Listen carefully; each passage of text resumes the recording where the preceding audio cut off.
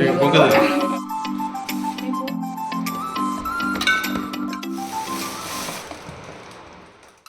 Friends, welcome back to my channel. இன்றைக்கி back to farm ஒரு வீடியோக்கு வந்தாச்சு. நம்மளோட வீடெல்லாம் ரெனோவேஷன் ஒர்க் முடிஞ்சு சூப்பராக வந்து ரெடி ஆகிடுச்சு. இந்த ஒரு லாஸ்ட் டே இது வந்து என் தங்கச்சியோட கல்யாணத்துக்கெல்லாம் முன்னாடி தான் எடுத்த வீடியோ. அப்போ தான் வந்து கொஞ்சம் நல்ல நாளாக இருந்துச்சு. அதை விட்டுட்டோம் அப்படின்னா அடுத்த வைகாசி மேலே தான் நல்ல நாள் அப்படின்னு சொன்னாங்க. சரி, நம்ம இன்னும் கொஞ்சம் ஒர்க்கெல்லாம் ஃபுல்லி கம்ப்ளீட் ஆகலை, முக்கால்வாசி முடிஞ்சிருக்கு. பார்த்தாலே தெரியும், விண்டோஸு கபோர்டு அதெல்லாம் வந்து கொஞ்சம் அரைக்குறையாக தான் இருக்குது. அதனால் நம்ம வந்து பால் காய்ச்சிட்டோம் அப்படின்னா அடுத்து எப்போனாலும் வந்து போய்க்கலாம் அப்படின்னு யூஸ் பண்ண ஆரம்பிச்சிக்கலாம் அப்படி சொன்னாங்க. அதனால் ஒரு நாள் பார்த்துட்டு அன்றைக்கி வந்து பால் காய்ச்சிக்கலாம்னு சொல்லிட்டு பண்ணிகிட்ருந்தோம். அண்ட் இது வந்து முந்தின நாள் நைட் எடுத்தோம்.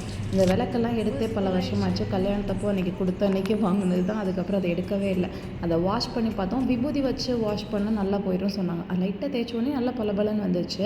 அண்ட் காலையில் சீக்கிரமாக எழுந்திரிச்சு பண்ணுறதுக்கு கொஞ்சம் கஷ்டமாக இருக்கும் சொல்லிட்டு எல்லா ப்ரிப்பரேஷனும் முந்தின நாள் நைட்டு நாங்கள் ரெடி பண்ணி வச்சுட்டோம். And next day morning fresh up ஆகிட்டு இந்த சாமிக்கு பூ போடுறது, விளக்குக்கெல்லாம் பூ போடுறது அதெல்லாம் மட்டும் பண்ணி வச்சாச்சு.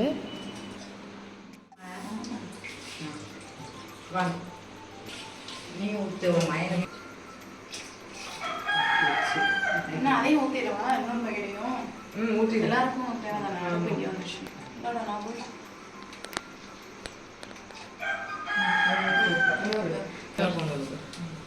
அது கொஞ்சம் பால் காய்ச்சறதுக்காக பால் வந்து எல்லோரும் ஊற்றிட்டு அப்புறம் சர்க்கரை பொங்கல் ரெடி பண்ணணும்னு சொல்லிட்டு அதுக்கான ப்ரிப்பரேஷன் ஒர்க் தான் பண்ணிகிட்டு இருந்தோம். என் அண்ணி தான் வந்து அரிசிலாம் கலைஞ்சி அதில் வந்து ஊற்றிட்டு இருந்தாங்க.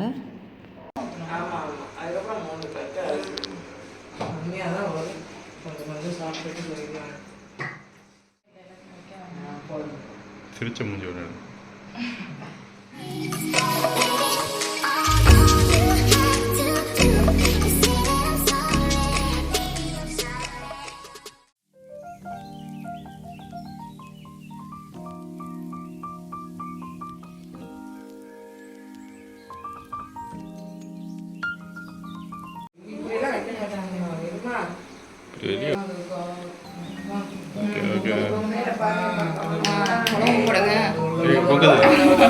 பரல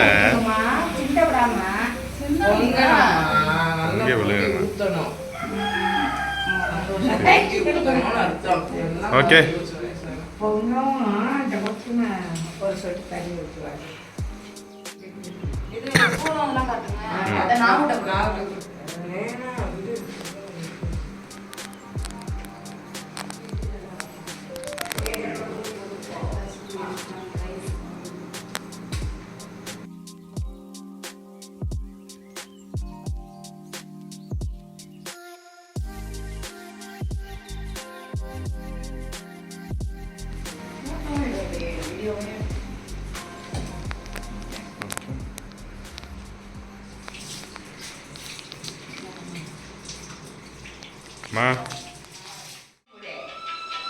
போட்டுட்டு தண்ணி எடுத்துக்கிறோம்.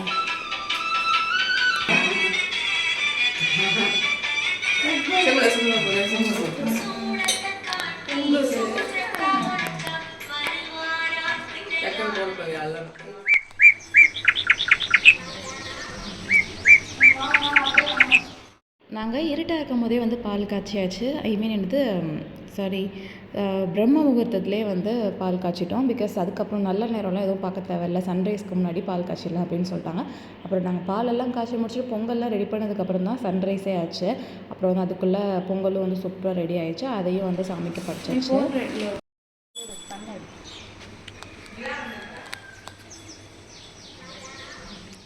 கிச்சனோட விண்டோ வந்து சன்ரைஸ் ஆகிற இந்த ஈஸ்ட் பக்கம் இருக்குது. அதனால் சன்ரைஸ் ஆனதும் அவ்வளோ வெளிச்சம் வந்துச்சு. வெளிச்சத்தோட வெயில் தாக்கமும் பயங்கரமாக இருந்துச்சு. பால் காய்ச்சிட்டு பொங்கல் எல்லாம் ரெடி பண்ணதுக்கப்புறமா செகண்ட் டைமாக இன்னொரு வாட்டி பத்தி சூடெல்லாம் காமிச்சிட்டு நல்லா திருப்தியாக சாமியெல்லாம் கும்பிட்டுட்டு செஞ்ச பொங்கல் எல்லாம் எல்லாருக்கும் கொடுத்து சாப்பிட்டாச்சு. அண்டு சீக்கிரமாக இருந்துச்சுனால எல்லாருக்கும் பயங்கர பசியும் ஆகிடுச்சு. அதனால் டக்கு டக்குன்னு பொங்கல் சாப்பிட்டுட்டு அப்புறம் வீடு வந்து ரெனோவேஷன் ஒர்க் இன்னும் சரியாக கம்ப்ளீட் ஆகாதனால பிரேக்ஃபாஸ்ட் வந்து ரெஸ்டாரண்ட்லேயே வாங்கிடலான்னு சொல்லிட்டு கடையில் வாங்கிட்டு வாங்கிட்டு வந்து சாப்பிட்டாச்சு. அம்மனில் தான் பிரேக்ஃபாஸ்ட் வாங்கியிருந்தோம். பூரி பொங்கல் எல்லாமே செம்ம டேஸ்ட்டில் இருக்கும். கொஞ்சம் ரெஸ்ட் எடுத்துகிட்டு அப்புறம் வந்து க்ளீனிங் ஒர்க்கெல்லாம் வந்து ஸ்டார்ட் பண்ணியாச்சு. இந்த கபர்ட்ஸ்குள்ளெல்லாம் அவ்வளோ தூசி போயிருந்துச்சு. க்ளோஸ் பண்ணி தான் வச்சுருந்தோம், பயங்கர கவர் பண்ணிலாம் இருந்துச்சு. ஆனாலுமே தூசியெல்லாம் உள்ளே போய் பயங்கரமாக செட்டில் ஆயிருந்துச்சு. எப்படி இருந்தாலும் எல்லா பொருளையும் எடுத்துகிட்டு ஃபஸ்ட்லேருந்து வாஷ் பண்ணி போடுற மாதிரி தான் இருந்துச்சு. அண்ட் வேக்யூம் கிளீனர் வச்சு கொஞ்சம் க்ளீன் பண்ணனால அந்த மைனூட்டாக இருக்க தூசிலாம் வந்து நல்லா வந்துருந்துச்சு. க்ளீன் பண்ண ஓயாத வேலையாக தான் இருந்துச்சு. க்ளீன் பண்ணுற மாதிரி தான் இருக்குது. திரும்ப பயங்கரமாக திரும்ப வந்து தூசி வந்துடுச்சு. ஒரு 1 வீக்காக வந்து கம்ப்ளீட்டாக க்ளீன் பண்ணிகிட்டே இருக்கிற மாதிரி இருந்துச்சு. அதுக்கப்புறமா இதெல்லாம் வந்து என் தங்கச்சியோட மேரேஜ் முடிஞ்சதுக்கப்புறமா ஷாப்பிங் எல்லாம் போயிட்டு கொஞ்சம் ஆர்கனைஸ் பண்ணுறதுக்கான திங்ஸு, டிமார்ட்டில் போய் கொஞ்சம் திங்ஸு அது எல்லாமே வாங்கிட்டு வந்துருந்தோம். இந்த கிளாஸ் பாட்டில்ஸ் அதெல்லாம் வந்து நான் நிறையா வாங்கியிருந்தேன். டிமார்ட்டில் தான் எனக்கு தெரிஞ்சு இந்த கிளாஸ் ஐட்டம்ஸு ஆர்கனைஸ் பண்ணுறதுக்கு தேவையான பொருட்கள்லாம் கொஞ்சம் வந்து சீப் அண்ட் பெஸ்ட்டாக கிடைக்கும். அப்புறம் முன்னாடி நாள் போய் அம்மா வந்து வெஜிடபிள்ஸ் எல்லாம் மார்க்கெட்லேருந்து வாங்கிட்டு வந்தாங்க. அதெல்லாம் அங்கேயே உரித்து வாங்கின டப்பாலேயே போட்டு எடுத்துகிட்டு வந்தாச்சு. இதை எங்கள் அம்மா பேக் பண்ணி 2 நாளைக்கு அப்புறமா தான் நான் இங்கே எடுத்துகிட்டே வந்தேன். ஏன்னா அவ்வளோ அந்த அளவுக்கு வந்து ஒர்க் முடியாமே தான் இருந்துச்சு. அப்புறம் கொஞ்சம் கேஸ்ட் அயர்ன் பாத்திரம்ஸ்லாம் கூட வாங்கிட்டு வந்திருந்தோம். எல்லாத்தையும் வாங்கிட்டு வந்தாச்சு. சரி, அடுத்து வந்து எல்லாத்தையும் எடுத்து அங்கங்கே எடுத்து வைக்கிறது தான் பெரிய வேலை, பெரிய டாஸ்க்கே காத்துட்டு இருக்குது. இங்கே டிமார்ட்டில் இந்த கிளாஸ் பாட்டில்ஸ் எல்லாம் 89னா ரொம்பவே சீப்பான ப்ரைஸாக தான் இருக்குது. ஆன்லைனில் கம்பேர் பண்ணுறதை விட இல்லை ஹோம் சென்டர் அந்த மாதிரி மித்த கடையை வந்து கம்பேர் பண்ணுறப்போ இது வந்து நல்ல பெஸ்ட் ப்ரைஸாக தான் இருந்துச்சு. அதனால் ஒரு 5-6 பாட்டில் வந்து இந்த 1 கிலோ பிடிக்கிற மாதிரி பாட்டில்ஸு, அப்புறம் இந்த ஜூஸ் பாட்டில்ஸு, அப்புறம் குட்டி குட்டியாக மசாலா பவுடர்ஸ்லாம் போட்டு வைக்கிற மாதிரி இந்த குட்டி பாட்டில்லாம் வந்து 25 ரூபா தான். ரொம்பவே அஃபோர்டபுளாக இருந்த மாதிரி தான் இருந்துச்சு. அதனால் கொஞ்சம் நல்லா பல்காக ஷாப் பண்ணியாச்சு. என் தங்கச்சிக்கு மேரேஜ் முடிஞ்சனால அவளுக்கு தேவையான ஐட்டம்ஸும் மொத்தமாக போயிட்டு ஒரு நாள் வந்து வாங்கிட்டு வந்துட்டோம். கிச்சன் வந்து எப்படி இருக்கணும் அப்படின்னு நிறைய ஆசைகள்லாம் எனக்கு இருந்துச்சு. சரி, அதெல்லாம் வந்து நிறைவேற்றுற மாதிரி இந்த கிச்சனை வந்து அரேஞ்ச் பண்ணணும் அப்படின்னு சொல்லிட்டு எல்லா திங்ஸையும் பார்த்து ஒன்றா பொறுமையாக வந்து எடுத்து வச்சுட்ருந்தோம். அண்ட் க்ராசரிஸு அப்புறம் எக்ஸ்ட்ரா இந்த மாதிரி பொருட்கள் எல்லாமே அம்மா கொடுத்துட்ருந்தாங்க. இது எல்லாத்தையும் எடுத்து கிளாஸ் பாட்டில்ஸ் எல்லாம் க்ளீன் பண்ணி அதில் கொட்டி வச்சுறதுக்கே வந்து அன்றைக்கி நாள் ஃபுல்லாக முடிஞ்சு போச்சு. வீட்டில் கொஞ்சம் கொஞ்சம் அப்பப்போ இந்த ஆல்ட்ரேஷன் ஒர்க்கெல்லாம் வந்து இருந்துகிட்டே இருந்தனால கம்ப்ளீட்டாக வீடு வந்து ஃபில் ஆகாத மாதிரியே எனக்கு தோண்டிகிட்டே இருந்துச்சு. அதனால சமைக்கவே எனக்கு தோணவே இல்லை. இன்னும் வேலை இருக்குல்ல, வேலை முடிஞ்சிட்டு பார்த்துக்கலாம் அப்படின்னே வந்து தோணிகிட்டே இருந்துச்சு. அப்புறம் எங்கள் அம்மா தான் சொன்னாங்க, அப்படிலாம் நினச்சிட்டே இருந்தேன்னா வீட்டு வேலை போயிட்டே தான் இருக்கும், என்றைக்காச்சும் ஒரு நாள் டப்புன்னு எடுத்து சமைக்க ஆரம்பிச்சிருங்க அப்படின்னு சொல்லிட்டாங்க.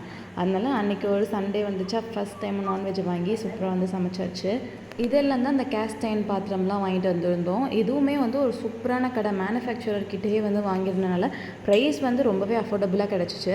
இந்த கடை எங்கே இருக்குன்னு பார்த்தீங்கன்னா, நம்ம செல்லூர்லேருந்து போகும்போது அந்த பிரிட்ஜில் ஏறி ரைட் சைடு வந்து திரும்பணும் அப்படின்னா ஒரு சிம்மக்கல் போகிறதுக்கான பாலம் வரும்ல, அந்த பாலத்தில் மேலே ஏறணும் அப்படின்னா யானைக்கல் வந்துடும். மேலே ஏறாமல் நம்ம அதே ரோட்டில் ஸ்ட்ரெயிட்டாக போனோம் அப்படின்னா அந்த சைடு ஃபுல்லுமே ஒரு 2வது 3வது சந்துக்குள்ளெல்லாம் வந்து ஃபுல்லாக இரும்பு கடை பாத்திரமாக தான் இருக்குது. அங்கே தான் வந்து இந்த பாத்திரம் எல்லாம் வாங்கினோம். இமாம் ஸ்டோர்ஸ் அப்படின்ற கடையில் தான் நான் வாங்கினேன். அந்த சந்துக்குள்ளே ஒரு 4வது கடை பெரிய போர்டு கூட இருக்கும். அங்கே தான் வந்து வாங்கியிருந்தோம். எல்லாமே ரொம்ப அஃபோர்டபுள் ப்ரைஸில் தான் இருக்குது.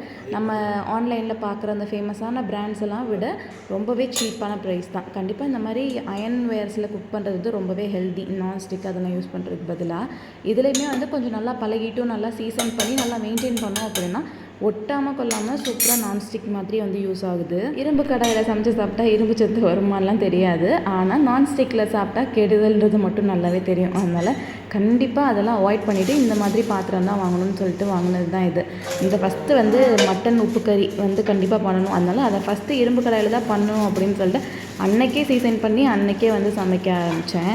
ரொம்பவே சூப்பராக இருந்துச்சு டேஸ்ட். இரும்பு கடாய் இந்த கடையில் வந்து வாங்கினது. மோஸ்ட்டாக சில்வர் ஐட்டம்ஸ் இந்த சர்வ் வேறு அதெல்லாம் வந்து ஆன்லைன்லேருந்தே வாங்கிட்டேன். இது வந்து இந்த க்ரீன் செஃப் பிராண்ட் அப்படி அதோட இந்த சர்வ் வேறு லிட்டோட வரும், ஸ்டெயின்லெஸ் ஸ்டீல். ஆனால் இது அந்தளவுக்கு வந்து குக் அண்ட் சர்வ் தான் போட்டிருந்தாங்க. பட் ஆனால் அது சர்வ் தான் பண்ண முடியும் போல். பேஸ்லாம் கொஞ்சம் வந்து ரொம்ப தகடாக தான் இருந்துச்சு. அண்டு மித்த சில ஐட்டம்ஸ்லாம் இங்கே பக்கத்தில் ஆனந்தாலையும் வந்து வாங்கினேன்.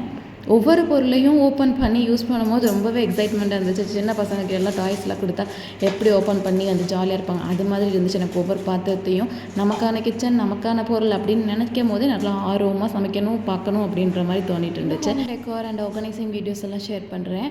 அவ்வளோதான், வீடியோட எண்டுக்கு வந்தாச்சு. இனிமேல் டெய்லி ஒரு மினி vlog, வீக்லி ஒன்ஸ் ஒரு லாங் வீடியோ வந்து ஷேர் பண்ணுறேன்.